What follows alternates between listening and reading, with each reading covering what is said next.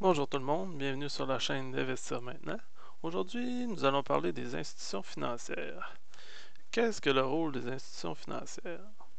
Donc, premièrement, c'est d'agir d'intermédiaire lors de transferts d'argent entre deux parties.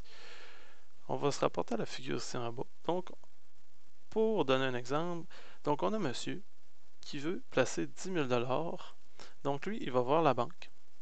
Rendu à la banque lui décide de placer son argent et lui offre 5% pour placer son argent. Par la suite, la banque reçoit une demande de prêt de madame qui veut, elle, s'ouvrir un atelier exemple. Donc, elle fait une demande de prêt de 10 000 dollars. Donc, l'argent de monsieur va servir au prêt pour madame. La banque, par contre, demande un intérêt de 10% à madame et madame va devoir repayer le 10 000 dollars plus le 10% selon le temps que ça va prendre pour repayer ça, le montant. Donc, rendu là, la banque, elle va remettre 5% de le premier à monsieur et elle va garder le reste comme profit. Donc, c'est pour ça, c'est d'agir d'intermédiaire, c'est comme ça que ça fonctionne. Deuxième rôle, c'est de créer de l'argent en accordant du crédit. Comment que c'est fait ça? C'est que la Banque du Canada, qui se trouve à être la banque centrale au Canada, elle a le potentiel d'autoriser du crédit aux différentes banques et caisses. Donc, dépendamment de la grosseur de la banque ou de la caisse, euh, la banque est autorisée d'avoir un certain nombre de crédits qu'elle peut distribuer à ses clients. Donc, vous connaissez toutes on a des cartes de crédit de nos jours. C'est souvent utilisé pour payer un peu tout ce qu'on achète. Donc, exemple, je vais donner un exemple pour expliquer un petit peu ce qui se passe. Mais on a une personne qui s'en va s'acheter un divan pour, euh, pour sa maison. Donc, elle va payer son divan, par exemple, 1000 dollars. Le divan, il va falloir qu'elle paye de l'intérêt sur son achat si jamais elle dépasse le temps alloué pour repayer son achat. Donc, le but du crédit, c'est un argent fictif qui est accordé. Le 1000 dollars est accordé à quelqu'un, mais cet argent-là n'existe pas réellement. Donc, elle a un certain temps pour le payer. Si elle ne paye pas, il va falloir qu'elle paye de l'intérêt, comme j'ai dit. Le but, c'est de ramener le crédit à zéro. Donc, aussitôt que le 1000 dollars va être repayé, c'est une création d'argent, mais l'argent a disparu. Il n'existe plus rien, donc la transaction est nulle, c'est parfait. Ils peuvent recommencer le manège à plusieurs reprises avec d'autres personnes. Par contre, c'est sûr que la banque peut aller se faire un profit sur tout l'intérêt que la personne a accumulé avec le temps si elle n'a pas payé son dû de 1000 dollars. Donc, c'est comme ça que les institutions financières créent du crédit. Aussi, le troisième rôle, c'est de faire rouler l'économie. Puis, pour faire rouler l'économie, il agit d'intermédiaire, puis il crée de l'argent, puis ils font des placements pour les gens. Donc, en bref, c'est ça le rôle des institutions financières.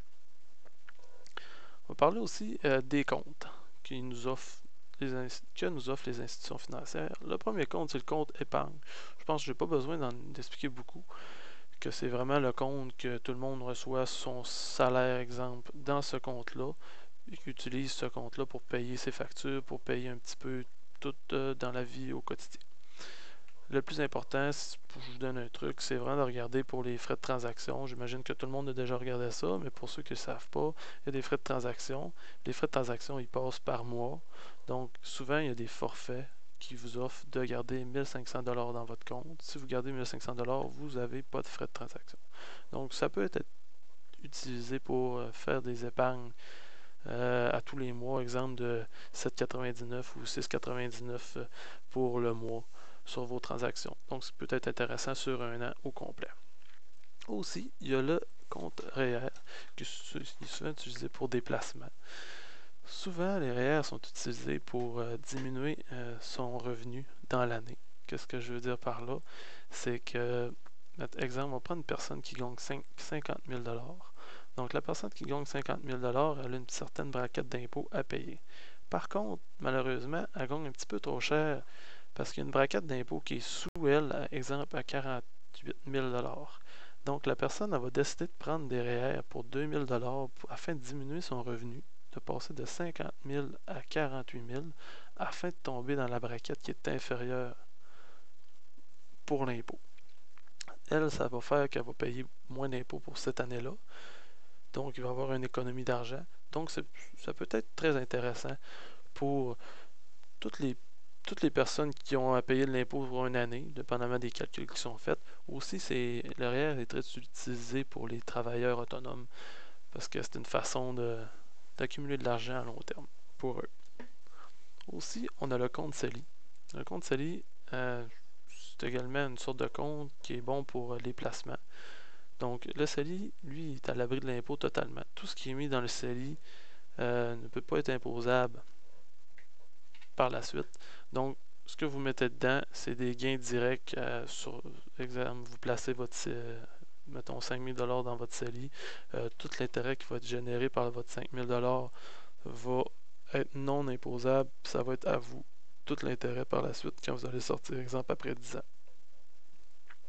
Pour ce qui est du CELI, c'est important de savoir que on a des cotisations maximales dépendamment de ça fait combien de temps que vous avez commencé à travailler. Donc, exemple, que quelqu'un a commencé à travailler l'an passé. Donc, elle a le droit à 5 000, je pense que c'est 5 500 pour être plus précis, par année. Donc, l'année passée, elle a commencé, elle a 5 500. Cette année, elle va avoir droit à un autre 5 500. Donc, la personne va être à 11 000 de droits de cotisation dans son CELI. Donc, c'est ça pour le CELI. Ici, j'ai marqué qu'il est possible d'investir en bourse dans ces trois sortes de comptes. Par contre, il est important de prendre connaissance des lois sur l'impôt avant d'investir. Donc, je vous invite, si vous voulez investir en bourse, de faire attention. Les lois sont différentes pour chacun des comptes, mais le CELI, je crois qu'il est le plus rentable parce que le but, c'est de maximiser son CELI parce qu'il est libre d'impôt, puis tous les gains qu'on fait dedans à la bourse, parce que les gains à la bourse, des fois, peuvent être assez bons. Donc, si vous êtes libre d'impôt, donc tout l'argent que vous allez faire va être à vous. C'est une très bonne option, le CELI. Aussi, j'ai marqué ici en bas, il est important de placer son argent, sinon l'institution financière fera de l'argent sur votre dos sans jamais que vous vous en rendez compte. Donc, en gros, si vous avez compris, si vous avez de l'argent qui traîne dans votre compte, cet argent-là, on s'entend que la caisse ou la banque, elle, quand vous déposez de l'argent dans votre compte, elle n'a pas une petite case à votre nom. Monsieur X a déposé 3 000 $ ici. Il y a 3 000 $ qui comptent dans son compte épargne. Il y a 2 000 dans son REER, puis il y a 3 000 dans son CELI. Par contre, ici, il n'y a rien de placé. Vous êtes sur le CELI de base à 0,75%, le REER aussi. Vous n'avez pas fait attention à ça. Votre compte épargne aussi, il n'y a rien de placé. Donc, eux, là, ils vont prendre cet argent-là, puis ils vont l'investir à votre place. Ils vont aller chercher du 7-8%, puis ils vont y aller, eux autres, en bourse à leur côté, ou dans le fonds commun, peu importe dans quoi qu'ils vont le mettre. Mais ils vont faire de l'argent sur votre dos, ça c'est automatique. Donc, pourquoi pas prendre un petit 2-3 minutes, puis appeler, puis placer votre CELI avec un taux d'intérêt qui est intéressant, qu'il faut le 4% à la place de 0,75%. Ça, je pense que c'est, ou même dans votre REER, c'est important à faire, puis ça va vous prendre maximum 1 heure.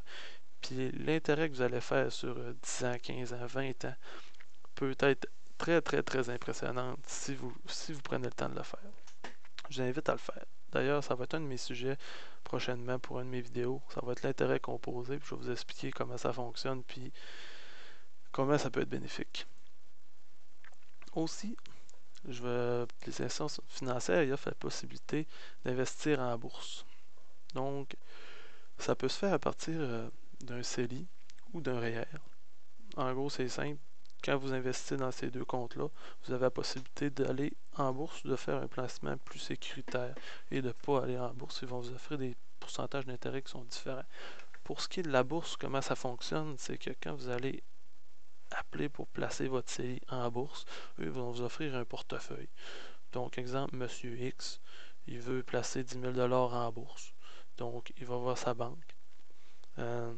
La banque peut lui garantir un taux d'intérêt peut-être entre 4 et 6%, parce qu'elle, c'est sûr qu'elle veut se faire une cote au bout de la ligne, donc ça ne sera pas plus haut que 4-5%, dépendamment de ce que vous voulez aller comme risque. Donc, elle va vous offrir un portefeuille. Ça va être à vous d'accepter, de gérer votre risque, puis de lui dire qu'est-ce que vous voulez. Par la suite, la banque va investir votre 10 000 $ en bourse sur des actions qui correspondent à votre risque. Le temps va passer, le temps va passer. Tout d'un coup, vous décidez de sortir votre investissement. Donc, la banque va vendre à votre place vos actions.